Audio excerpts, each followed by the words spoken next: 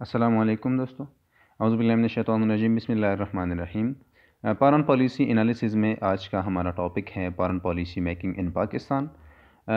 इसी लेक्चर में हम बताएंगे, हम डिस्कस करेंगे कि कौन कौन से पाकिस्तान में कॉन्स्टिट्यूशनली कौन कौन से एक्टर्स हैं जो डायरेक्टली इन्वॉल्व होते हैं डिसीजन मेकिंग प्रोसेस में। और दूसरी बात यह है कि हम ये डिस्कस करेंगे कि हिस्टोरिकली कौन कौन से एक्टर्स जो है ये डोमिनेंट हो गए या आज किस तरह कौन कौन से किस तरह और कौन कौन से एक्टर्स जो है ये फॉरेन पॉलिसी डिसीजन मेकिंग में डोमिनेंट हैं। और तीसरी बात ये है कि हम ये भी डिस्कस करेंगे कि कैटेगोरिकली किस तरह कौन कौन से ऑर्गेनाइजेशंस जो हैं ये डोमिनेंट हैं। फॉर एग्ज़ाम्पल कौन सा ऑर्गेनाइजेशन जो है ये डोमिनेंट है और इसी का ताल्लुक़ पाकिस्तान से किस तरह है, पाकिस्तान के पॉलिटिकल कल्चर से किस तरह है, या पाकिस्तान यहाँ पर जो डोमेस्टिक पॉलिसीज़ हैं वो उसी से किस तरह ताल्लुक़ है इसका, और इसी प्रोसेस का और फॉरेन पॉलिसी से इसका क्या ताल्लुक़ है। तो आज का हमारे साथ पहला जो है सबसे पहला एक्टर जो है जो कॉन्स्टिट्यूशनली इन्वॉल्व होता है डिसीजन मेकिंग प्रोसेस में पाकिस्तान में, वो है मिनिस्ट्री ऑफ फॉरेन अफेयर्स। ठीक है, the ministry of foreign affairs formally represent foreign policy establishment of Pakistan. सबसे पहली बात यह है कि कॉन्स्टिट्यूशनली और formally ministry of foreign affairs जो है ये रिप्रेजेंट करती हैं फॉरेन पॉलिसी डिसीजन मेकर्स को या फॉरेन पॉलिसी डिसीजन या फॉरेन पॉलिसी इस्टेब्लिशमेंट को, headed by concern minister and his secretary on foreign affairs. Head करती है इसी डिपार्टमेंट को कंसर्न मिनिस्टर या मिनिस्टर ऑफ फॉरेन अफेयर्स। और दूसरी बात यह है कि सेक्रेटरी ऑफ स्टेट जो है ये भी इसी हायरार्की में दूसरे नंबर पर है या दूसरे नंबर पर एक पावरफुल पर्सन है।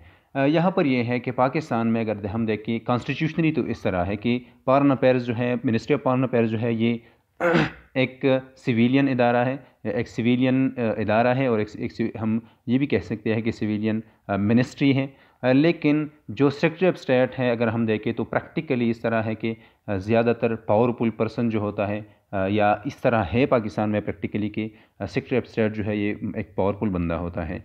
या नीचे जो हायरार्की होती है, नीचे जो स्टाफ होता है, नीचे जो डिपार्टमेंट में ज़ाहिरी बात है कि ब्यूरोक्रेसी जो है ये एक अहम चीज़ है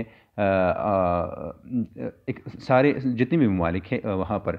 तो यहाँ पर भी इस तरह है कि यहाँ पर मिनिस्ट्री ऑफ फॉरेन अफेयर्स के नीचे जो जितनी भी लोग हैं ये ज़ाहिरी बात है कि काम वो करते हैं।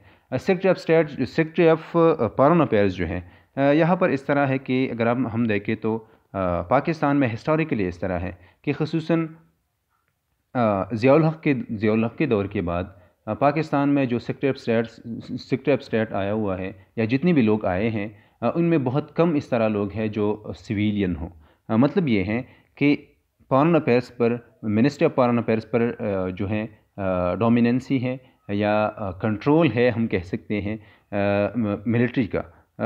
अगर हम 2008 से लेकर 2020 तक देखें तो 2008 से लेकर 2020 तक सेक्रेटरी ऑफ स्टेट्स में, सेक्रेटरी ऑफ फॉरेन अफेयर्स में सिर्फ एक ही बंदा आया हुआ है सिविलियन, बाकी जितनी भी है वो मिलिट्री के लोग हैं। और हम दूसरे जो इसी टॉपिक पर जो दूसरा लेक्चर है हमारे साथ, जो दूसरा हिस्सा है इसका, वहाँ पर हम बताएंगे कि किस तरह मिलिट्री जो है एक डोमिनेंट पोजीशन पर है फॉरेन पॉलिसी डिसीजन मेकिंग पर। वो तो वहाँ पर हम एक डिटेल में डिस्कस करेंगे। It has a number of directorates for different places and regions.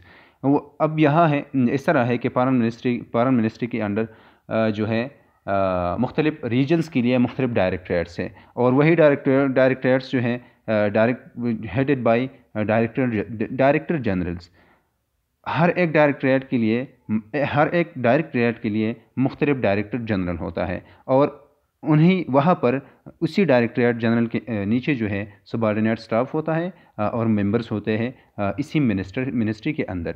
तो मतलब ये है कि जो फॉरेन मिनिस्टर है वो बाद में सेक्रेटरी ऑफ फॉरेन अफेयर्स है वो, और बाद में जो रीजनल बेसिस पर मुख्तलिफ प्लेसेस के लिए, मुख्तलिफ रीजन्स के लिए जो डायरेक्टरेट्स बनाए गए हैं, उसी डायरेक्टरेट्स वहाँ पर भी डायरेक्टर जनरल होता है, और उन्हीं के नीचे जो है हायरार्किकली स्टाफ होता है।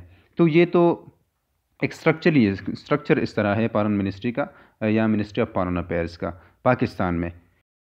दूसरी बात यह है कि ये, और हम ये कहते हैं कि फॉरेन पॉलिसी में इनका ये रोल है कि ये फॉर्मली कॉन्स्टिट्यूशनली लीगली रिप्रेजेंट करती हैं फॉरेन पॉलिसी जो डिसीजन मेकर्स है उनको, या फॉरेन पॉलिसी इस्टेब्लिशमेंट को पाकिस्तान में रिप्रेजेंट करती है मिनिस्ट्री ऑफ फॉरेन अफेयर्स।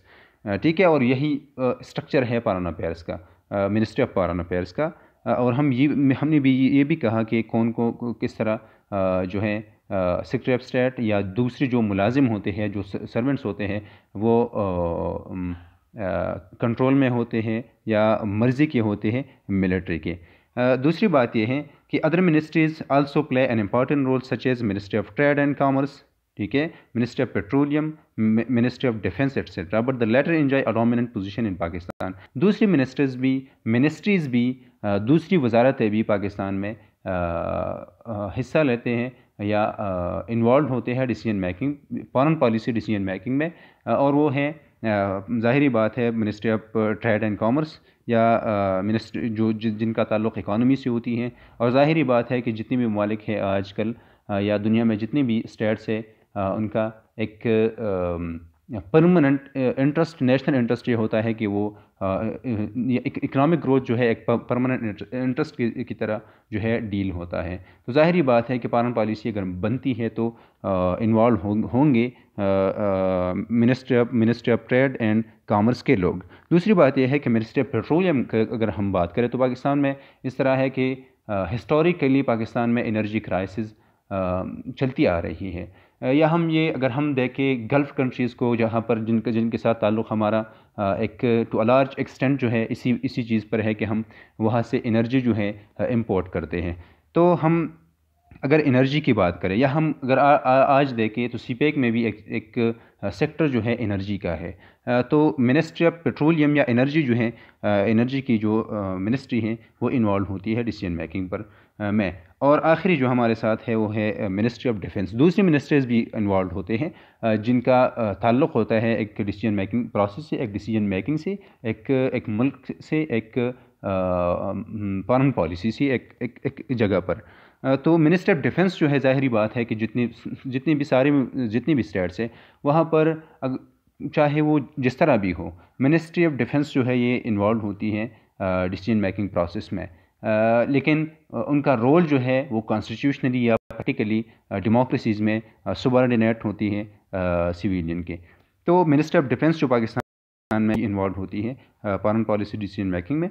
और ये है कि जितनी भी मिनिस्ट्रीज़ हैं, कह सकते हैं कि मिनिस्ट्री ऑफ फॉरेन अफेयर्स से भी एक डोमिनेंट और इन्फ्लुएंशियल जो मिनिस्ट्री है मिनिस्ट्री ऑफ डिफेंस है। लेकिन वहाँ पर भी अगर सिविलियन है तो भी जो है इनका कंपैरेटिवली इनसे ज़्यादा इन्फ्लुएंशियल है। वहाँ पर भी मिनिस्टर ऑफ डिफेंस पर भी एक कंट्रोल है मिलिट्री का। ये तो ज़ाहिरी बात है। हम दूसरे लेक्चर में जो हमारा लेक्चर है वहाँ पर हम ये चीज़ जो है ये डिस्कस करेंगे। दूसरा हमारे साथ जो एक्टर हैं वो है पार्लियामेंट एंड कैबिनेट, कि पाकिस्तान में किस तरह पार्लियामेंट जो है ये इन्वॉल्व होता है डिसीजन मेकिंग प्रोसेस पर, या कैबिनेट किस तरह इन्वॉल्व होता है foreign policy decision making process में। Constitutionally the cabinet head by the PM have a final say in decisions which is responsible to the parliament. यहाँ पर ये है कि कैबिनेट की अगर हम बात करें तो कैबिनेट जो है, या हम मिनिस्ट्रीज़ की बात करते थे तो मिनिस्ट्रीज़ जो है कंसर्न मिनिस्टर जो है ये रिस्पॉन्सिबल होता है पार्लियामेंट को। तो यहाँ पर इससे इनडायरेक्टली पार्लियामेंट असरअंदाज होता है डिसीजन मेकिंग प्रोसेस पर। दूसरी बात यह है कि पीएम जो है, हम कहते हैं कि हम एक्टर्स की जो हम बात करते हैं तो एग्जेक्टिव जो होता है या एग्जेक्टिव बॉडी जो होती है वो एक फ़ाइनल डिसीजन लेता है। उनका वो सबसे मौसर जो है एक्टर है डिसीजन मेकिंग प्रोसेस में। पाकिस्तान में प्राइम मिनिस्टर चूँकि कैबिनेट का हिस्सा होता है और वो कैबिनेट को हेड भी करता है, तो कैबिनेट का ये रोल है कि वो वहाँ पर मुख्तलिफ मिनिस्ट्रीज़ है और वो मिनिस्ट्रीज़ जो है वो इन्वॉल्व होते हैं डिसीजन मेकिंग प्रोसेस पर। और दूसरी बात ये है कि प्राइम मिनिस्टर जो है जो हेड करता है कैबिनेट को, वो चूँकि उनके पास ज़्यादा पावर्स हैं वो चूँकि डिसीजन वो लेते हैं, तो इसी वजह से हम ये कहते हैं कि कैबिनेट जो है ये भी इन्वॉल्व होता है डिसीजन मेकिंग प्रोसेस पर। दूसरी बात, अगर पार्लियामेंट बात करें तो the parliament have a very limited role in the process through standing committee on foreign affairs. अब पार्लियामेंट की जो डायरेक्ट रोल है वो ये है कि उनके वहाँ पर पार्लियामेंट में सिर्फ स्टैंडिंग कमेटी है फॉरेन अफेयर्स के लिए, और इस स्टैंडिंग कमेटी की हम इससे अंदाज़ा होता है कि सिर्फ और सिर्फ अगर यही चीज़ है, अगर यही एक ही कमेटी है जो मौसर है या कॉन्स्टिट्यूशनली मौसर होनी चाहिए, वो सिर्फ एक है, तो पार्लियामेंट का रोल जो है बहुत ज़्यादा लिमिटेड है पाकिस्तान में फॉरेन पॉलिसी डिसीजन मेकिंग में। The cabinet is comparatively more powerful in foreign affairs as it is not required to ratify or seek approval from the parliament. यहाँ पर यह है कि federal power of government Pakistan में है, इस तरह नहीं है कि जिस तरह यूएसए में है कि एग्जीक्यूटिव बॉडी जो है या प्रेसिडेंट जो है वो एक एक्शन को कुछ चीज़ों को फॉरेन अफेयर्स में वो रेटिफाई करता है या अप्रूवल लेता है कांग्रेस से या सेनेट से। तो पाकिस्तान में इस तरह नहीं है। कैबिनेट जो है अगर हिस्सा है पार्लियामेंट का तो भी इस तरह नहीं है कि कैबिनेट जो फैसले लेता है, जो डिसीजंस वहाँ पर होती हैं फॉरेन अफेयर से रिलेटेड, वो कॉन्स्टिट्यूशनली इस तरह नहीं है कि वो अप्रूवल ले पार्लियामेंट से या सेनेट से। तो यहाँ कि कैबिनेट का कंपैरेटिवली जो है पार्लियामेंट से कैबिनेट जो है ये इट इज़ मोर पावरफुल। तीसरी बात यह है कि only foreign affairs minister appear in the parliament to brief it at least once a year and those issues catch the attention of the parliament which cause public outreach. तीसरी बात यह है कि कैबिनेट का जो कंसर्न मिनिस्टर होता है, for example defence के हवाले से अगर कोई चीज़ हो, डिफेंस मिनिस्टर ऑफ डिफेंस जो है या जो मिनिस्टर है वज़ीर दिफा जो होता है पाकिस्तान में, वो अपीयर होता है वंस अ ईयर, सिर्फ एक ही मरतबा पार्लियामेंट में वो ब्रीफ करता है पार्लियामेंट को। ये भी हो सकता है कि पार्लियामेंट में एक इशू पर एक मेंबर की तरफ से या पार्लियामेंट में एक इशू पर जो है वो बहस हो, या ये भी हो सकता है कि एक मेंबर जो है रिक्वेस्ट करे कंसर्न मिनिस्ट्री को कि आप कंसर्न वज़ीर को कि आप ब्रीफ करें पार्लियामेंट को एक पर्टिकुलर इशू पर। यहाँ पर यह है कि अगर हम देखें जॉइंट रेजोल्यूशन की बात भी हम करते हैं कि पार्लियामेंट जो है ये एक रेजोल्यूशन भी पास कर देता है। अगर आप देखें तो 2016 में तकरीबन सऊदी अरब ने कहा था पाकिस्तान को कि आप हमें सोल्जर्स दें, तो यहाँ पर ये हुआ था कि तकरीबन 2016 में आई थिंक तो पार्लियामेंट का जॉइंट सेशन जो है वो बुलाया गया और ये रेजोल्यूशन पास की गई कि पाकिस्तान को जो है वो सऊदी अरब को सोल्जर्स जो है या डायरेक्टली वहाँ पर इन्वॉल्व नहीं हो सकता पाकिस्तान सऊदी अरब या यमन की जंग में। तो ये है कि पार्लियामेंट, इससे अंदाज़ा होता है कि पार्लियामेंट किस तरह फॉरेन पॉलिसी इश्यूज़ में फॉरेन पॉलिसी पर या फॉरेन पॉलिसी डिसीजन मेकिंग पर असरअंदाज होता है। दूसरी बात यह है कि पार्लियामेंट वही चीज़ें जो है वहाँ पर वही चीज़ें ज़्यादातर डिबेट वही उन्हीं चीज़ों पर होती है जहाँ जिन इश्यूज़ ने पब्लिक आउटरीच जो है या जो पब्लिक ओपिनियन से या जो पब्लिक प्रेशर की वजह से वहाँ तक पहुँचती हैं। हमारे साथ चौथा जो है एक्टर हैं जो हम एक्टर्स में लेते हैं वो है पब्लिक ओपिनियन, या वही एक्टर असरअंदाज होता है फॉरेन पॉलिसी डिसीजन मेकिंग पर पब्लिक ओपिनियन और मीडिया। हम ये कहते हैं लिटरेचर में, फॉरेन पॉलिसी एनालिसिस के लिटरेचर में हम ये कहते हैं कि पब्लिक ओपिनियन जो है डेमोक्रेसीज़ में ज़्यादातर असरअंदाज होता है इनडायरेक्टली या directly through media, through political parties, through parliament या थ्रू इंटरेस्ट ग्रुप्स। ये इन्वॉल्व होता है या असरअंदाज होता है फॉरेन पॉलिसी डिसीजन मेकिंग पर, और इसी तरह मीडिया भी हैं। लेकिन यहाँ पर हम कहते हैं प्रैक्टिकली पाकिस्तान में the public opinion plays a lesser role through the parliament and media at influence foreign policy making. Public opinion जो है ये इनका एक बहुत कम रोल है पाकिस्तान में। अगर हम देखें तो पाकिस्तान में ज़्यादातर इस तरह लोग हैं कि वो जानते भी नहीं कि फॉरेन पॉलिसी हमारी किस तरह है, हमारे दूसरे ममालिक से हमारे ताल्लुकात किस तरह है, कौन कौन सी इश्यूज़ पर है, कौन कौन से सेक्टर्स में है और किस तरह है या किस तरह होनी चाहिए। अगर हम देखें तो पब्लिक ओपिनियन में हम ये कहते हैं कि 3 किस्म के लोग होते हैं। तीन किस्म के लोग इस तरह होते हैं कि एक वही लोग होते हैं जो बिल्कुल नहीं जानते फॉरेन पॉलिसी इश्यूज़ को, बिल्कुल भी नहीं जानते। दूसरे किस्म वही लोग हैं जो जानते हैं कि पाकिस्तान फॉर एग्ज़ाम्पल एक मुल्क के दूसरे मुल्क से कौन कौन सी चीज़ों पर, कौन कौन सी चीज़ों की बेसिस पर रिलेशनशिप है। और तीसरे जो लोग ज़्यादातर मौसर होते हैं वो ओपिनियन लीडर होते हैं, जो पब्लिक ओपिनियन को शेप भी करते हैं और पब्लिक ओपिनियन को असरअंदाज भी करते हैं। तो पाकिस्तान में अगर हम देखें तो हम ऑब्जर्वेशन से ये कह सकते हैं कि पाकिस्तान में जो पहला किस्म है जो बिल्कुल नहीं जानते, ये किस्म के लोग इसी किस्म के लोग ज़्यादा हैं।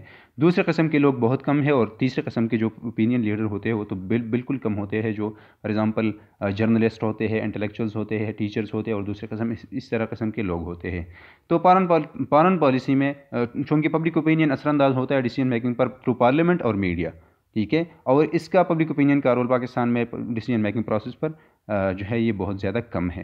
The control over public opinion further reduce the role of the civil society to influence foreign policy decision making. दूसरी बात यह है कि अगर पब्लिक ओपिनियन पर एक कंट्रोल होता है, या पब्लिक ओपिनियन जो है मुख्तलिफ टैक्टिक से, मुख्तलिफ ज़रियों से असरअंदाज होता है, इस तरह असरअंदाज होता है कि फॉर एग्ज़ाम्पल मीडिया है तो मीडिया भी कंट्रोल में है, सेंसरशिप है पाकिस्तान में। सोशल मीडिया है तो सोशल मीडिया पर आजकल रिपोर्ट्स आ रहे हैं कि मुख्तलिफ ट्रेंड्स बनते हैं जो जिनके पीछे एक मौसर ग्रुप जो है वो होता है।